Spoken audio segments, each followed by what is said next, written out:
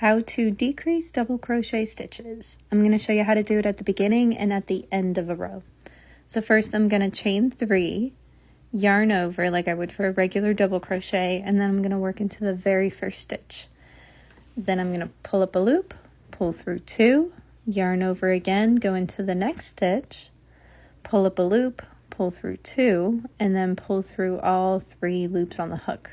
I'm working into the first stitch here because I can't actually decrease the chain 3, and that does count as a stitch. So there we go. Then the next one is going to be the second to last stitch, and the last stitch is going to be the top of the previous turning chain.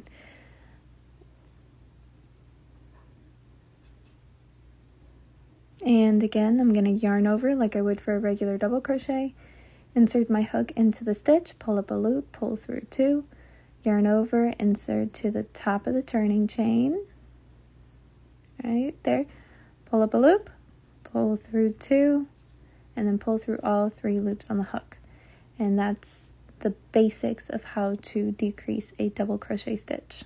It's a little bit more complicated than the single crochet or half double crochet decrease, but once you get the gist of it, it's not that difficult.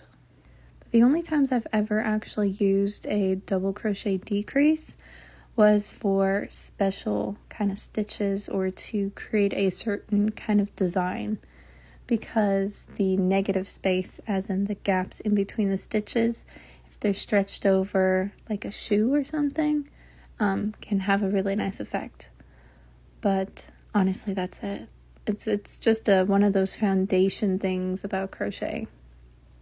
Because once you know how to decrease a double crochet stitch, you can pretty much learn any special double crochet stitch. But good luck. Happy hooking!